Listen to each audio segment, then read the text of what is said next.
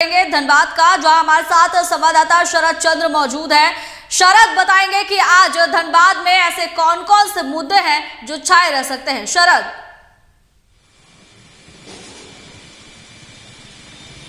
प्रिया, मैं बता दूं कि सबसे पहली बात तो प्रधानमंत्री मोदी का फिर एक बार दौरा तय हो गया है।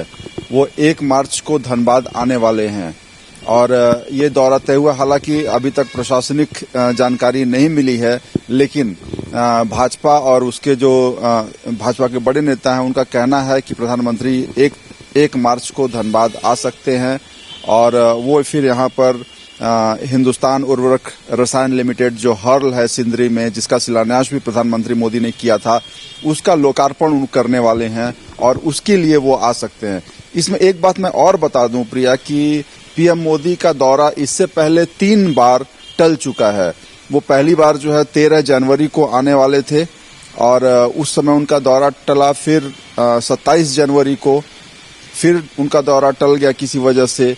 4 फरवरी को भी उनका आना तय था, लेकिन वो नहीं आ सके और अब फिर एक बार तिथि निर्धारित की गई है 1 मार्च। अब देखिए प्रधानमंत्री मोदी आते हैं या नहीं, या फिर ये दौरा टल जाता है। सबसे बड़ी बात है कि अभी तक प्रशासनिक अधिकारियों को इसकी जानकारी नहीं मिली है। हालांकि भाजपा ने जो है वो तैयारी शुरू कर दी है। आज भाजपा की एक महत्वपूर्ण बैठक है जिला कार्य समिति की, इसी को लेकर और तैयारियों का जायजा लिया जाएगा और उनका जो सभा स्थल कहाँ पर होगा, जनसभा वो कहाँ करेंगे, उसका निर्धारण होगा। तो ये सब बातें हैं कि प्रधानमंत्री मोदी एक बार फिर जो है धनबाद उनका दौरा उनका जो है वो तय हो चुका है। अब वो आएंगे तो यहाँ पर हर्ल का उद्घाटन करेंगे और लोकार्पण करेंगे और एक जनसभा को भी संबोधित करेंगे। हो सकता है भाजपा के प्रमुख कार्यकर्ताओं बार प्रधानमंत्री नरेंद्र मोदी का दौरा टल रहा है, इससे बीजेपी कार्यकर्ताओं में मायूसी तो है ही, साथ ही आम जनता में भी कहीं ना कहीं मायूसी है, क्योंकि लोग भी जो है वो पीएम मोदी को देखना चाहते हैं। उनके आगमन को लेकर तैयारियां की जा रही है, उसके बाद उनका दौरा टल जा रहा है। इस बार भी क्या है, इस पर सबकी नजरें टिकी हुई है। लेकिन अगर हम बात करें पीएम मोदी के आगमन को लेकर, तो कहीं ना कहीं उनका दौरा जो है वो आने वाले लोकसभा चुनाव से भी जुड़ा होगा। बिल्कुल बिल्कुल प्रिया, मैं बता दूं कि पीएम मोदी का इससे पहले जो दौरा था वो भी चुनाव को लेकर ही था। हालांकि वो हर्ल का उद्घाटन उनको करना है, लोकार्पण करना है, लेकिन अब जितने जल्दी देर से वो आ रहे हैं तो अब चुनावी सरगर्मी भी तेज हो गई है और वो आएंगे तो उनकी जो जनसभा होगी वो बिल्कुल चुनावी होगी और वो जो संबोधित करेंगे लोगों को वो भी चुनावी होगा। और पीएम मोदी बताया जाता है कि हर समय चुनाव के ही मूड में रहते हैं और वो जो कुछ कहते हैं वो जनता से कनेक्ट करके करते हैं, तो उसका कहीं न कहीं चुनाव में लाभ मिलने वाला है। तो पीएम मोदी का यह दौरा हालांकि ऐसा लग रहा है कि नहीं टलना चाहिए, क्योंकि वो 3 बार इससे पहले टल चुका है। 4 फरवरी की जो उनकी यात्रा थी उसमें मैं बता दूं कि पूरी सुरक्षा चाक चौबंद कर दी गई थी। यहाँ तक कि एसपीजी के अधिकारी भी आकर यहाँ का जायजा ले लिए थे। जनसभा स्थल वगैरह सब कुछ तय कर दिया गया था, बावजूद उनका दौरा टल गया था। वो सुबह के 11 बजे धनबाद में और फिर दोपहर के 2 बजे बिहार के बेतिया में उनकी जनसभा होने वाली थी, लेकिन दोनों जनसभाएं किसी कारण से रद्द कर दी गई थी। एक बार फिर जो है पीएम मोदी की जनसभा 1 मार्च को होने की बात कही जा रही है और इसको लेकर भाजपा के जो पदाधिकारी हैं वो अब कार्यक्रम की रूपरेखा तय कर रहे हैं और अब इसको लेकर जो तैयारियां होनी है उसके लिए एक बैठक भी की जा रही है। जिला कार्य समिति की बैठक अब से थोड़ी देर के बाद लगभग 11 बजे बताई जा रही है कि जिला कार्यालय में तय होगी। प्रिया, इस अलावे दूसरी बात मैं बता दूं कि धनबाद में जिला प्रशासन ने भी तैयारी शुरू कर दी है चुनाव को लेकर। इसके लिए मतगणना स्थल का निर्धारण किया गया है। जो कृषि बाजार है बरवड्डा में, वहां पर मतगणना केंद्र बनाया जाएगा और वहीं पर स्ट्रांग रूम बनेंगे। हालांकि व्यवसायी जो है कृषि बाजार के वो इससे खासा नाराज हैं और वो इससे पहले भी विरोध कर रहे थे कि वहां पर जो है क्योंकि उनका व्यवसाय उससे प्रभावित होता है, इसलिए वहां स्ट्रांग रूम नहीं बनाया जाए, वहां पर जो है मतगणना केंद्र नहीं बनाया जाए, क्योंकि जब तक मतदान के बाद मतगणना तक उनके व्यवसाय जो है प्रभावित होते हैं, क्योंकि वहां बैरिकेडिंग कर दी जाती है, आने जाने वालों को जो है रोक दिया जाता है, तो उनका व्यवसाय खासा प्रभावित होता है। इसको लेकर वो पहले भी उपायुक्त को ज्ञापन सौंपे थे, चुनाव आयोग को भी उन्होंने लिखा था, जबकि उपायुक्त ने कल दौरा किया और अंततः उपायुक्त वरुण रंजन का कहना था कि जो मापक चुनाव आयोग ने तय किया है उस मापक के अनुसार सबसे एप्रोप्रिएट स्थल जो है मतगणना केंद्र के लिए वह बरवड्डा का कृषि बाजार है, इसलिए उसके अलावे दूसरा स्थल तय नहीं किया जा सकता।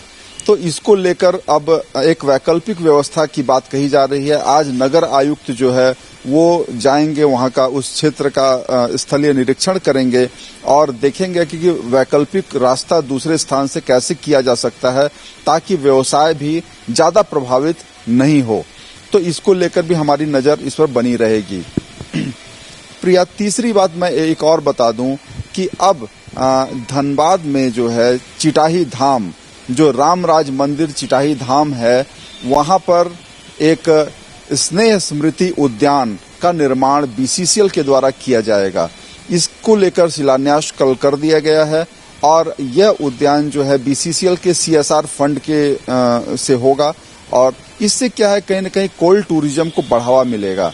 और इसको लेकर भी इसका शिलान्यास के बाद अब वो जमीन अधिग्रहण की बात कही जा रही है, जो कि रामराज मंदिर और उसके आसपास के जो क्षेत्र हैं वहां पर जमीन अधिग्रहित करके वहां पर पार्क का निर्माण होगा और यह स्नेह स्मृति पार्क इस उद्यान का नाम होगा। शरद, जमीन अधिग्रहण करने की कोशिश का आरोप पहले भी डुल्लू महतो पर लग चुका है। इस पर रैयतों ने जो है वो शिकायत भी की थी कि कहीं ना कहीं डुल्लू महतो जो है जमीन अधिग्रहित करने की कोशिश कर रहे हैं। हाँ प्रिया, वो भी एक मामला है जिसपे कुछ ग्रामीण जो हैं वो सामने आए और उनका कहना था कि जमीन उनकी है और बाघमारा विधायक डुल्लू महतो जबरन जो है उन पर दबाव बना रहे हैं कि वो जमीन जो है मंदिर को दे दें और वहां पर मंदिर का विस्तार किया जा सके।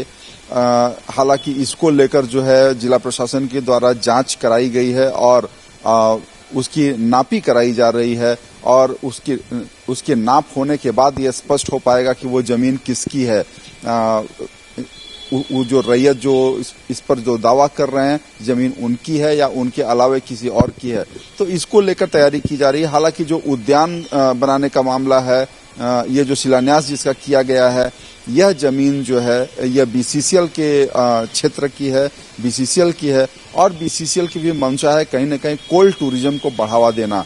जो वैसे क्षेत्र हैं जहां पर कोयले का उत्खनन कर लिया गया है और वहां पर जो है उस क्षेत्र को डेवलप करना, उसको विकसित करना और लोगों को जो है वहां आकर्षित करने का प्रयास बीसीसीएल के द्वारा किया जा रहा है ताकि लोग वहां पर पहुंचे, वहां पर मंदिर हो, उद्यान हो और वहां पर झील हो। तो ऐसी चीजें जो है निर्मित करने का प्रयास बीसीसीएल सीएसआर फंड के थ्रू कर रहा है ताकि वहां पर टूरिज्म को बढ़ावा मिले, बाघमारा जो क्षेत्र है उसको। बिल्कुल शरद, पीएम मोदी के कार्यक्रम की हम बात कर लेते हैं।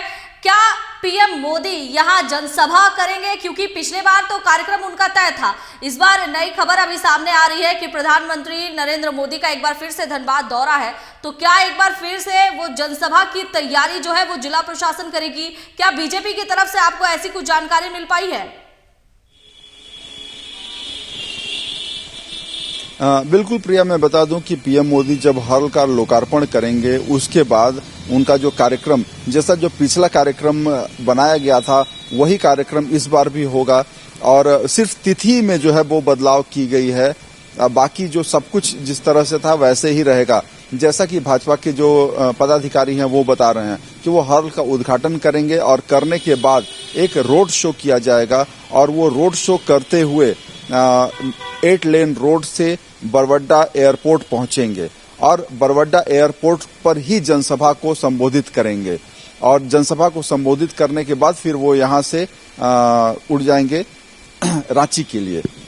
तो ये जो कार्यक्रम अभी तक जो बताया गया है कि यही है और हालांकि अभी इसमें कुछ अगर बदलाव हो सकता है तो वो प्रशासनिक अधिकारियों के बाद जो है बताया जा सकता है। जब तक प्रशासनिक अधिकारियों को कोई पत्र, कोई सरकारी पत्र जो है पीएमओ से नहीं आ जाता है, तब तक अभी इसमें कुछ और कहना जल्दबाजी होगी, क्योंकि अभी सिर्फ संगठनात्मक जानकारी दी गई है। जो भाजपा के जो बड़े पदाधिकारी हैं उनको ये जानकारी मिली है, भाजपा के प्रांत रांची में जो है वो जानकारी दी गई और वहां से यहाँ महानगर अध्यक्ष को जानकारी दी गई। महानगर अध्यक्ष रमण राय ने ये पूरी जानकारी दी है।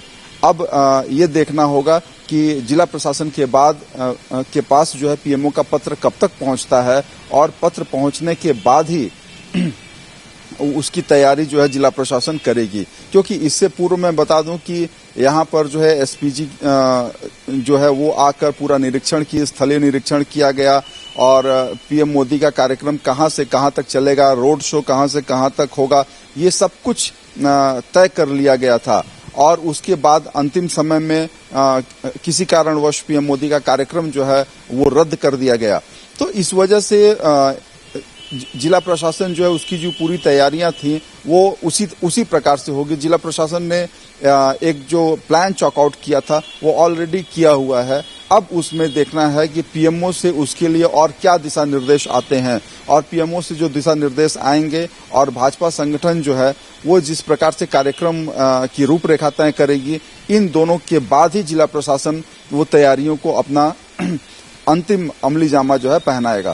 बिल्कुल शरद, मौसम की बात करना जरूरी है क्योंकि पिछले कुछ दिनों में तापमान में बढ़ोतरी हुई थी, लेकिन आज फिर अगर हम सुबह की बात करें तो तापमान में कुछ गिरावट महसूस हुई थी। प्रिया, मैं बता दूं कि पिछले 2 दिनों पहले पारा जो है वो 30 से 34 डिग्री तक चला गया था दोपहर का टेम्परेचर, और उस समय लगा कि गर्मी ने दस्तक दे दी है और फिर मौसम ने करवट बदला है। लेकिन 2 दिनों के बाद फिर जिस तरह से मौसम विभाग का प्रेडिक्शन था कि बारिश होने की संभावना है, तो जब थोड़ी बारिश हुई उसके बाद फिर मौसम में गिरावट हुआ है और अब जो है टेम्परेचर पहले से कम है। तो कैस लगाए जा रहे हैं। हालांकि मौसम विभाग का अब अगला कोई प्रेडिक्शन नहीं है, बारिश होने की ऐसी कोई संभावना नहीं जताई जा रही है। तो अब लग रहा है कि अब जो मौसम में जो पारा बढ़ेगा वो बढ़ता ही जाएगा और अब गर्मी जो है उसका आगमन हो चुका है। तो इससे पहले जो है बारिश की वजह से थोड़ी ठंडक। हमारे साथ संवाददाता शरद थे जिन्होंने कई एक ऐसे मुद्दे बताए जो कि आज धनबाद में छाए रह सकते हैं। सबसे बड़ा मुद्दा है कि प्रधानमंत्री नरेंद्र मोदी का एक बार फिर से धनबाद दौरा माना जा रहा है। हालांकि ऑफिशियली इसकी कुछ जानकारी नहीं मिली है, लेकिन फिर भी जो संगठनात्मक आधार पर जानकारी मिली है उसके अनुसार 1 मार्च को प्रधानमंत्री नरेंद्र मोदी का धनबाद दौरा है और इस दौरे को लेकर तैयारियां पूरी होनी शुरू हो चुकी है। हालांकि जिला प्रशासन को अभी तक इसकी पूरी जानकारी नहीं मिल पाई है। इसके साथ ही कई एक ऐसे मुद्दे थे, मौसम के बारे में भी जानकारी दी गई। इसके साथ ही हमारे संवाददाता शरद ने यह भी बताया कि चिटाही धाम में उद्यान भी बनेगा। इसके लेकर कहीं ना कहीं एक तरह से पर्यटन को बढ़ावा मिल सकता है। और अब हम